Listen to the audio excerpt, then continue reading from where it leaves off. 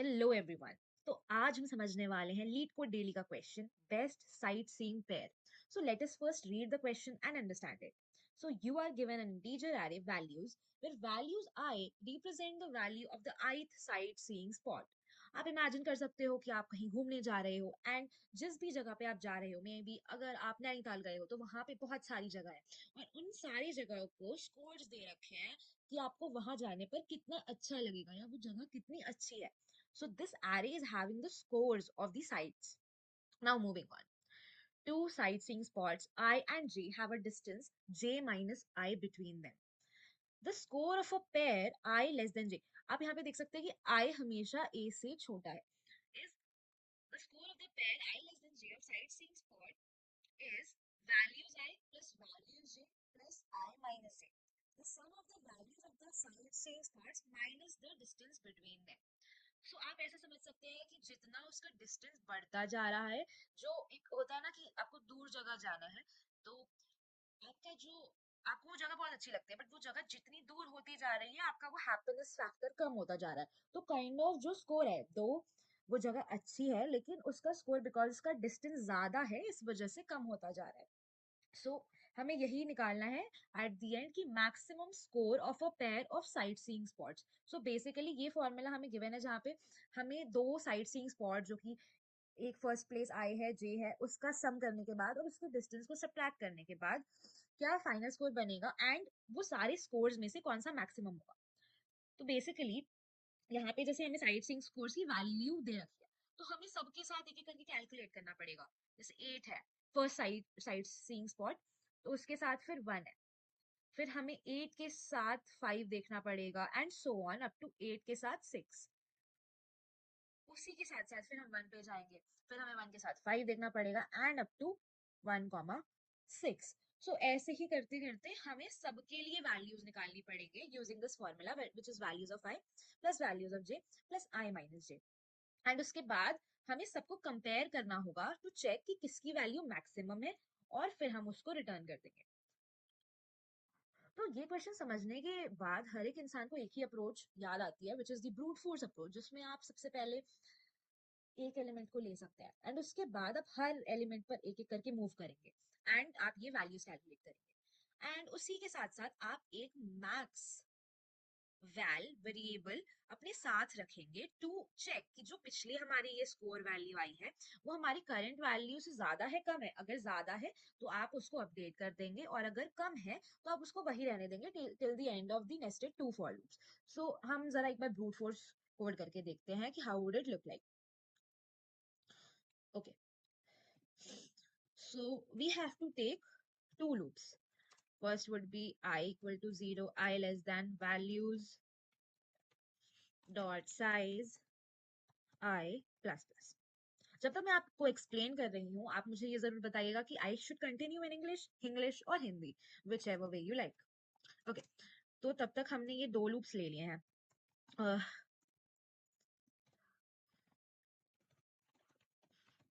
And you can see कि हमें ये गिवन है कि जो आई की वैल्यू है वो हमेशा ही जे से कम रहने वाली है।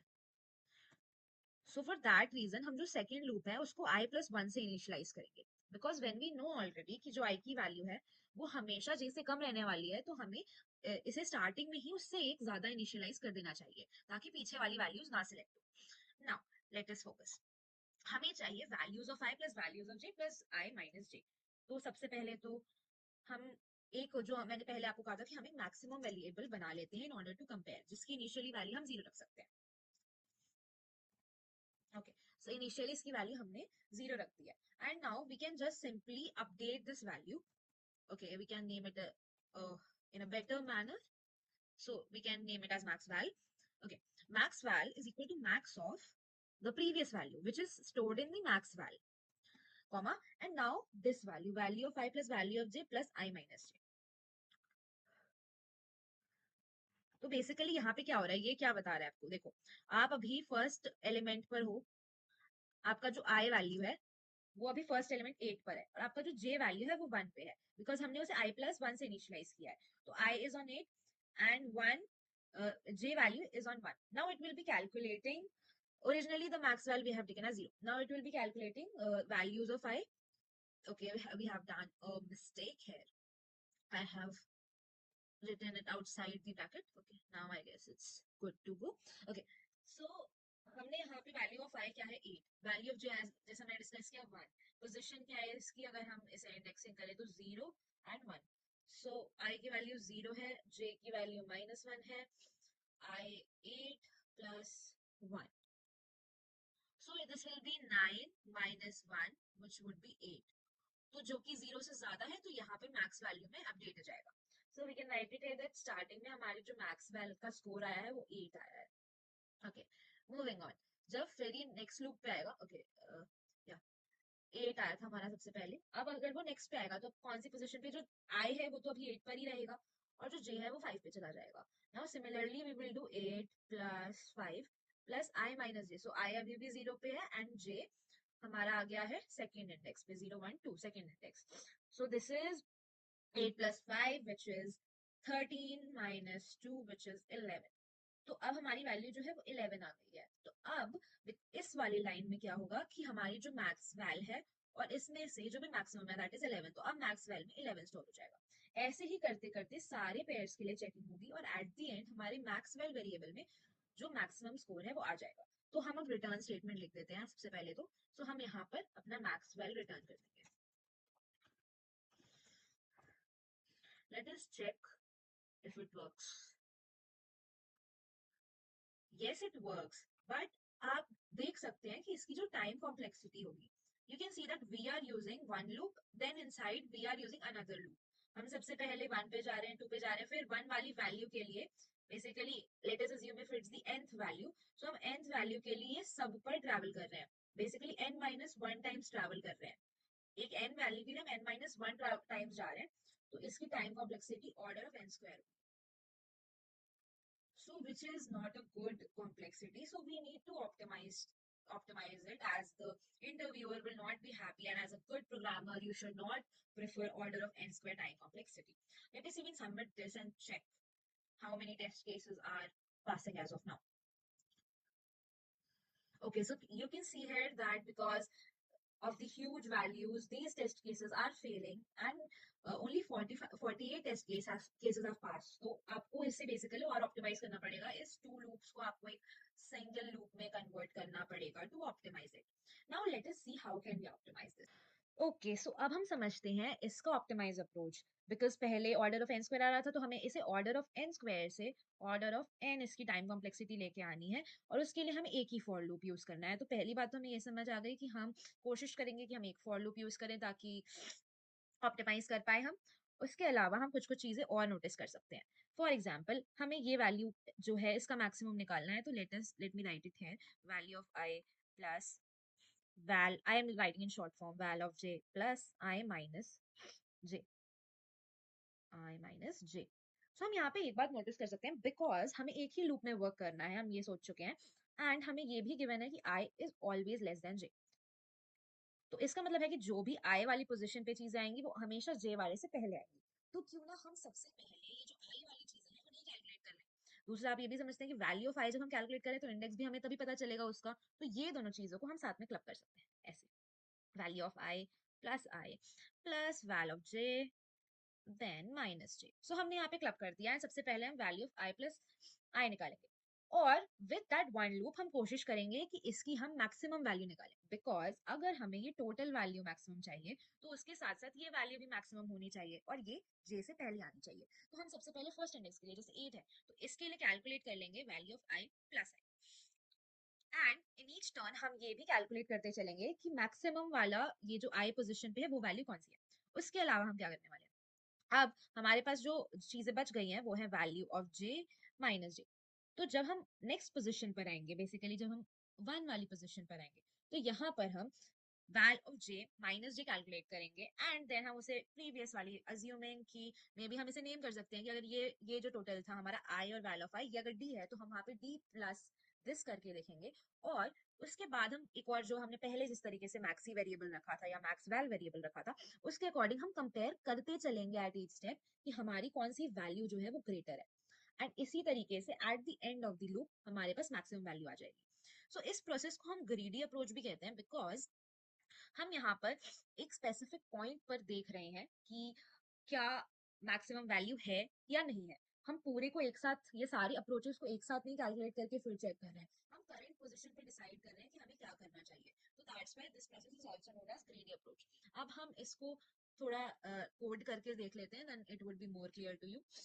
Okay, let me write it. तो सबसे पहले तो मैंने जैसे पहले डिस्कस किया था कि हम एक वेरिएबल रखेंगे which will be max, maybe you can say because the first part of the equation first well, we can take any name, so let's take this name as of now. Int max underscore first val, initializing it with a 0. Now another max underscore val for keeping the maximum of this total score, which would be equal to 0. Now taking our loop, int I equal to 0, I less than values dot size that we did already, then I plus plus. Okay, तो अब हम यहाँ पे इस वाली position पे सबसे पहले मैक्स की वैल्यू कैलकुलेट कर लेते हैं, which will be max of val. So हम यहाँ पर कैलकुलेट कर लेते हैं max of val, which will be max of max underscore val. और यहाँ पे हमें क्या चेक करना था, हमने जो पहले वैल्यू कैलकुलेट की थी, which will be max first val, जो कि ऑलरेडी है हमारे पास, हम उसमें ऐड करने वाले हैं value of j minus j, values of j minus j। Now अगर ये वैल्यू ग्रेटर होगी पिछली वैल्यू से तो मैक्स वैल्यू में ऐड हो जाएगी। नाउ हम अपने मैक्स फर्स्ट वैल्यू को अपडेट कर सकते हैं using is equal to max of, again max first val, and यहाँ पर हम exactly वो कैलकुलेट करेंगे जैसे मैंने आपको एक्सप्लेन किया था, which is the current value. So values of I plus I. तो आप यहाँ पे देख सकते हैं कि यहाँ पे हमने कैलकुलेट कर लिया है कि value of I plus I में कौन सा मैक्सिमम है, और उसके बाद हम यहाँ पे कैलकुलेट कर रहे हैं कि जब हम ये value of J minus J को वैल्यू ऑफ I वाली चीज से ऐड कर देते हैं तब कौन सी चीज मैक्सिमम आ रही है। And as you can see कि I is the previous index, तो अब जब हम J ऐड कर रहे हैं तो वो अगले वाले को ऐड कर रहा है, पिछले वाले को ऐड नहीं कर रहा। So this proves that I is less than J, is satisfied है। And now after this we will simply return the maximum value here. Okay, so now let us run. I hope I have not written anything wrong. Let's check. Okay, so the variable name has, okay, there's a capital. Let me, okay, rerunning it. Okay, okay, I should not use J here as we are taking only one loop, so there is no requirement of J. The current value is I only.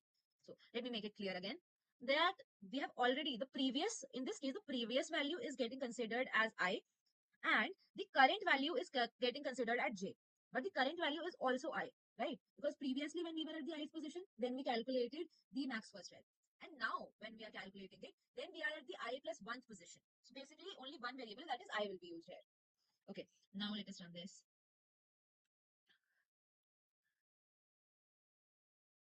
Okay, we missed a semicolon. Yes, so now it's running. Let me submit it. Hopefully all the test cases should pass. Yes, all the test cases are passing.